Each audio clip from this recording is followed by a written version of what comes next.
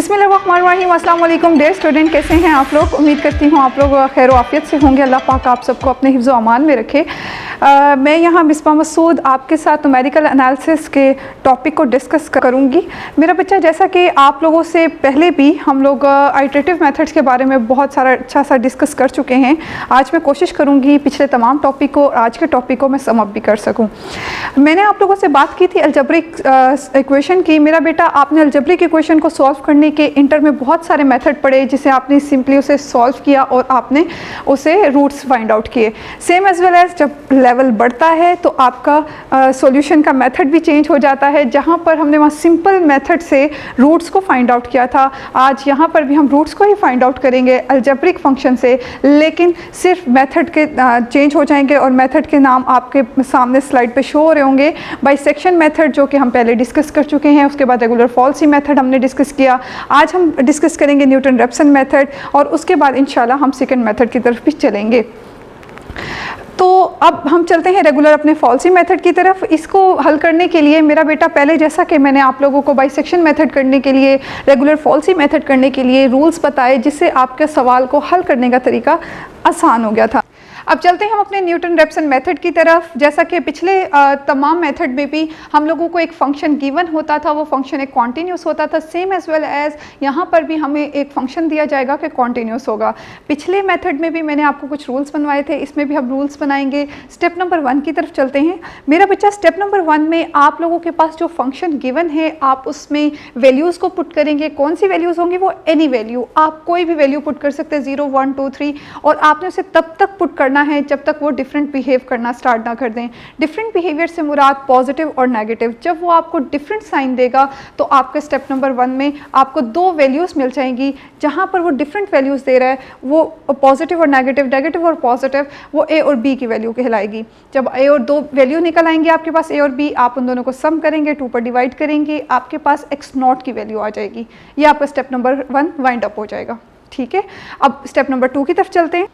Step number 2 में हम लोग चलेंगे। स्टेप नंबर 2 में आप लोगों को स्लाइड में शो हो रहा होगा एक फॉर्मूला। हम स्टेप नंबर 2 में यहाँ पर मकसद है हम लोगों को x1, x2, x3 मतलब रूट्स को फाइंड आउट करना। यहाँ पर फॉर्मूला जो आपको शो हो रहा है, xn+1 is equal to xn minus f of xn over f prime xn।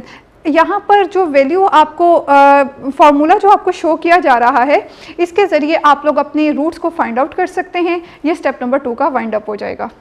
जी तो बच्चा, अब हम चलते हैं अपने क्वेश्चन की तरफ न्यूटन-रैप्सन मेथड को समझने के लिए कि मैम इसको कैसे सॉल्व आउट करेंगे। मेरा बच्चा, हमारे पास क्वेश्चन है, compute the positive root of the equation x⁴ - x - 10। ये फंक्शन हम लोगों को गिवन है बाय द न्यूटन-रैप्सन मेथड। यहाँ पर आप लोगों ने एक बात और की होगी कि इन लोगों ने हम लोगों को नहीं बताया कितने डेसिमल तक ये आपके क्वेश्चन को चाहता है। अगर वो हमें बता देता गुड, अगर वो उसने नहीं बताया तो हम इसे एटलीस्ट 5 स्टेप तक ज़रूर इसे लेकर जाएंगे। हम अपने क्वेश्चन की तरफ बढ़ते हैं। हमारे पास स्टेप नंबर 1 में पहला हमारे पास फंक्शन गिवन है, जैसा कि बाइसेक्शन मेथड और फॉल्सी मेथड में भी था। ये बात हम लोगों ने सेम उसी स्टेप की तरह जैसे बाइसेक्शन और फॉल्सी मेथड में किया था। इसमें हम एनी वैल्यू पुट करते जाएंगे, यानी x की वैल्यू मैं 1 भी पुट कर सकती हूँ, मैं 2 भी पुट कर सकती हूँ, 3 वट जो आप चाहते हैं। जब मैंने इसमें 0, 1, 2 वैल्यू 1, 2, 3 वैल्यू को पुट किया तो 0 पुट करने से मेरे पास वैल्यू जो आंसर में आई वो -10 थी, जो कि नेगेटिव आंसर था। मैंने जब 1 पुट किया तो मेरे पास सेम दोबारा आंसर जो है वो -10 आया, जो कि फिर नेगेटिव बिहेवियर था। फिर मैंने इसके अंदर 2 पुट किया और मेरा आंसर 2 पुट करने से +4 आया, जो कि पॉजिटिव बिहेवियर था। जैसा कि पहले भी मेथड्स में मैं बता चुकी हूँ, हमने इसमें तब तक वैल्यू पुट करनी है जब तक आपके आंसर में 2 बिहेवियर ना नज़र आ जाए आपको, जैसा कि पॉजिटिव और नेगेटिव। पॉजिटिव वैल्यू आ गई आपकी। तो यहाँ पर अब हमें ऐसा जो जहाँ पर ये डिफरेंट बिहेवियर देगा वो हमें वैल्यू हम लोग निकाल लेंगे। यानी नेगेटिव आंसर आया मुझे 1 पुट करने से, तो मेरा एक रूट 1 है। दूसरा पॉजिटिव आंसर आया मेरा 2 पुट करने से, बिहेवियर चेंज हुआ था यहाँ पर, तो इस वजह से मैं इसको रूट 1 और इसको रूट 2 का नाम दे दूँगी। तो मेरे पास जो रूट्स हासिल हुए वो 1 और 2 हासिल हुए। स्टेप नंबर 1 में जब मैंने आप लोगों को रूल्स लिखवाए थे, उसमें मैंने आपको बताया था कि आप लोगों का बेसिक काम x0 की वैल्यू को फाइंड आउट करना है। आपने इन दोनों की वैल्यू को उठाया, इन दोनों को पुट किया। a की वैल्यू 1 आई थी, मेरे पास b की वैल्यू 2 आई। जब आपने इन्हें सम अप किया आपके पास 3/2 आया, जो कि 1.5, यानी x0 की वैल्यू आपके पास 1.5 आ गई। ठीक है, अब चलते हैं हम अपने नेक्स्ट स्टेप की तरफ। जी बच्चा, अब हम चलते हैं अपने न्यूटन रेप्सन मेथड के सेकंड स्टेप की तरफ। सेकंड स्टेप में मेरा बच्चा स्लाइड में आप लोगों को एक फॉर्मूला शो हो रहा है जो कि आपको रूल्स लिखवाते हुए बताया गया था। बेसिकली मैम स्टेप नंबर 2 में हमेशा से हम लोग x1 की वैल्यू फाइंड आउट करते आए हैं, तो अब x1 की वैल्यू कैसे फाइंड आउट करेंगे? आपको स्लाइड में मैंने ख़ास तौर पर लिख भी दिया है। आप जहाँ जहाँ n है वहाँ पर n0 पुट करेंगे तो आपके पास जो फार्मूला फॉर्मेट होगा वो फार्मूला आपको स्लाइड में दिख रहा है। x1 is equal to x0 minus f of x0 over f prime x0। आपके पास क्या x1 फाइंड आउट करने के लिए क्या क्या वैल्यू की ज़रूरत होगी? आपकी फार्मूला में जो चीज़ दिख रही है वो है x0 की वैल्यू, f ऑफ x0 की value and f of prime x0 की वैल्यू। ये वैल्यू मैम अगर आप हमें दे देना तो ये x1 की वैल्यू फाइंड आउट करना कोई मसला नहीं है जी। तो हम लोगों ने फार्मूला में पुट करने के लिए हमें वैल्यूज़ चाहिए थी x0 की, f ऑफ x0 की and f of prime x0 की। उसके लिए x0 की वैल्यू मैम स्टेप नंबर 1 में हम फाइंड आउट कर चुके थे। x0 की वैल्यू जो मुझे लास्ट टाइम मिली थी वो x0 की वैल्यू थी 1.5। तो अब x0 की वैल्यू जो 1.5 हमें लास्ट स्टेप में नज़र आई थी, अब मैं x1 की वैल्यू को फाइंड आउट करना चाहती हूँ। उसके लिए f ऑफ पहले x0 मुझे मालूम होना चाहिए।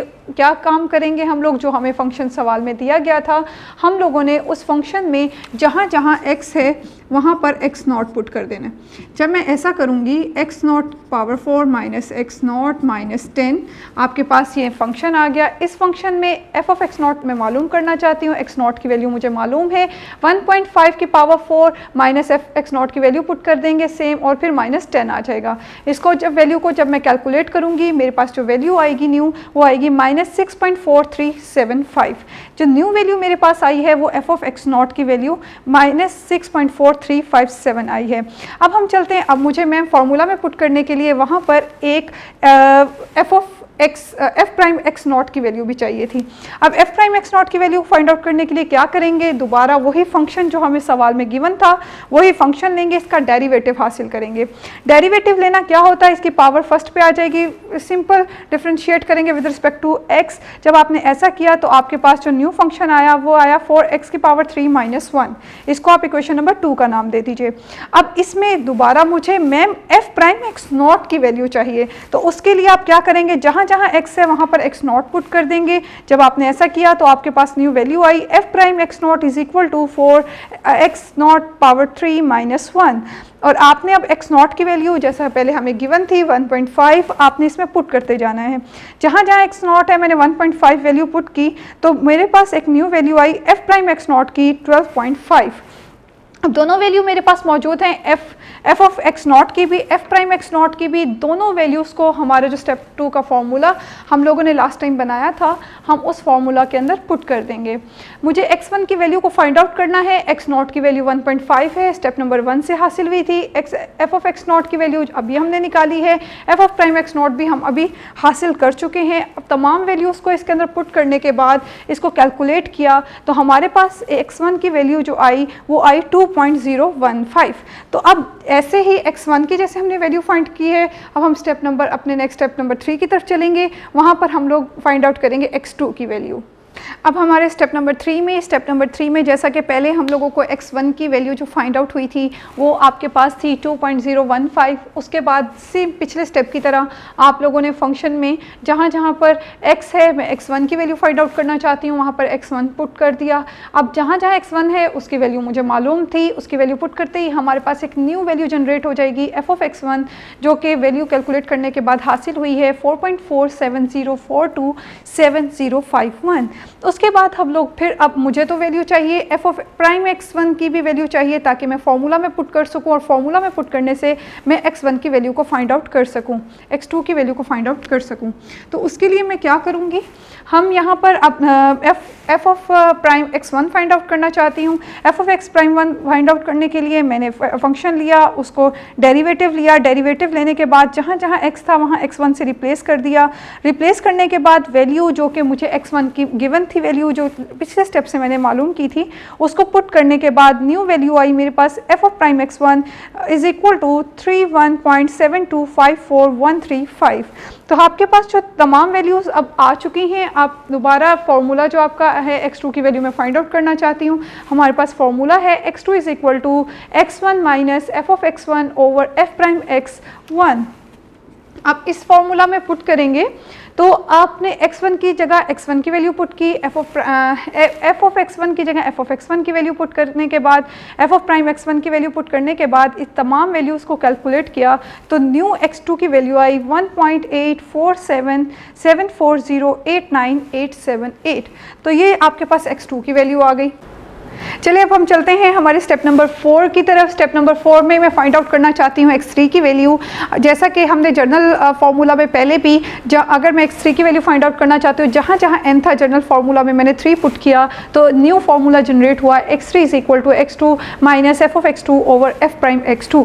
ये जो अब इसके फार्मूला में पुट करने के लिए मुझे तमाम वैल्यूज़ इन तमाम वैल्यूज़ की ज़रूरत है ताकि मैं इसके अंदर पुट कर सकूँ और x3 की वैल्यू को फाइंड आउट कर सकूँ। जैसे कि पिछले स्टेप में आप लोगों ने x2 की वैल्यू 1.8740 निकाली थी। अब उसी तरह पिछले स्टेप की तरह x2 की वैल्यू को फंक्शन में पुट करेंगे तो और उसे कैलकुलेट करने के बाद आपके पास न्यू वैल्यू जो आएगी वो होगी 0.4592730939 and f of prime x not की जगह उसका डेरिवेटिव लेंगे। उसका सिंगल डेरिवेटिव लेने के बाद जब आप उसमें फिर वैल्यूज़ को पुट करेंगे x2 की तो आपके पास न्यू वैल्यू जो f ऑफ प्राइम x की वैल्यू आएगी, f ऑफ प्राइम x2 की वैल्यू आएगी 25.32502225 आएगी।